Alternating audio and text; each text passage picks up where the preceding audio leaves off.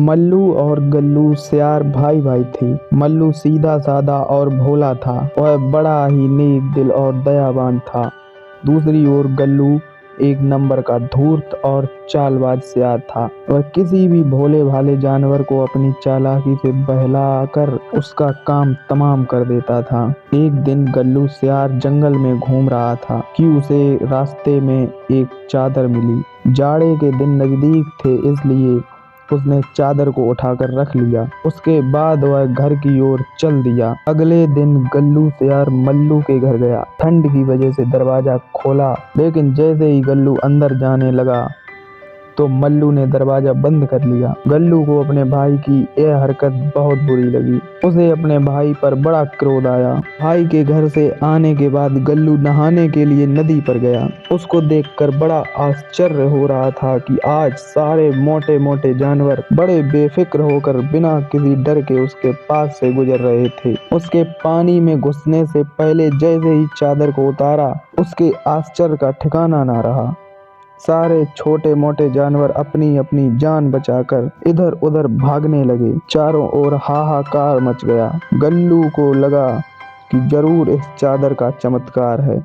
उसके मन में विचार आया कि कहीं यह जादुई तो नहीं, जिसको ओढ़ते ही वह अदृश्य हो जाता है। तभी उसे याद आया कि मल्लू ने भी दरवाजा खटखटाने की आवाज सुनकर दरवाजा खोला और एकाएक बंद कर लिया, मानो दरवाजे पर कोई हो ही नहीं।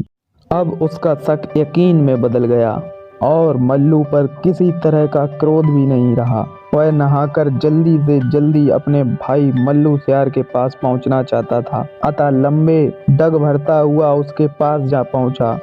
उसने मल्लू को वह चादर दिखाई और प्रसन्न होते हुए बोला, देखो भाई, इस जादुई चादर को ओढ़ते ही ओढ़ने वाला अदृश्य हो जाता है। मैंने सोचा है कि क्यों ना इसकी मदद से मैं जंगल के राजा को मारकर खुद जंगल का राजा बन जाऊं। अगर तुम मेरा साथ दोगे तो मैं तुम्हें महामंत्री का पद दूंगा। भाई गल्लू, मुझे महामंत्री पद का कोई लालच नहीं है। यदि तुम मुझे राजा भी बना दोगे तो भी मैं नहीं बनूंगा। अपने स्वामी से गद्दारी नहीं कर सकता। मैं तो तुम्हें भी यही सलाह दूंगा कि तुम्हें इस चादर का दुरुपयोग नहीं करना चाहिए। अपनी सलाह अपने पास ही रखो।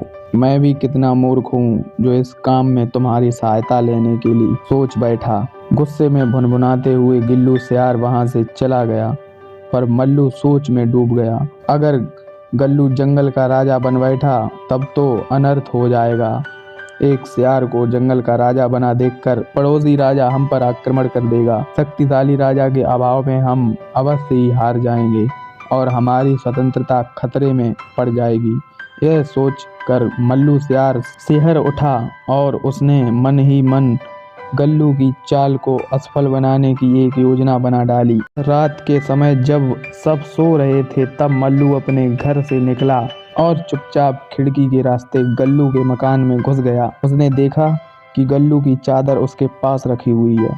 उसने बड़ी ही सावधानी से उसे उठाया और उसके स्थान पर वैसी ही एक अन्य चादर रख दी, जो कि बिल्कुल वैसी ही थी। इसके बाद वह अपने घर आ गया। सुबह उठकर नहा धोकर गल्लू सियार शेर को मारने के लिए चादर ओढ़कर प्रसन्नता पूर्वक अपनी मांद की ओर चल पड़ा।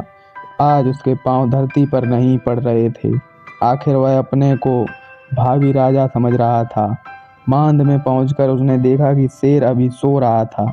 गल्लू ने गर्व से उसको एक लात मारी और उसको जगाकर गालियां देने लगा। शेर चौंक कर उठ गया। वह भूखा तो था ही, ऊपर से गल्लू ने उसको क्रोध भी दिलाया था, सो उसने एक ही बार में गल्लू का काम तमाम कर दिया। गल्लू सियार को जब अपने भाई की यह खबर मिली तो उसको बड़ा दुख हुआ, पर उसने सोचा कि इसके अलावा जंगल की स्वतंत्रता को बचाने का कोई रास्ता भी तो नहीं था। उसकी आंखों में आंसू आ गए। वह उठा और उसने उस जादुई चादर को जला डाला ताकि वह किसी और के हाथ में ना पड़ जाए। मल्लू ने अपने भाई की जान देकर अपने राजा के प्राण बचाए थे, जंगल की स्वतंत्रता भी।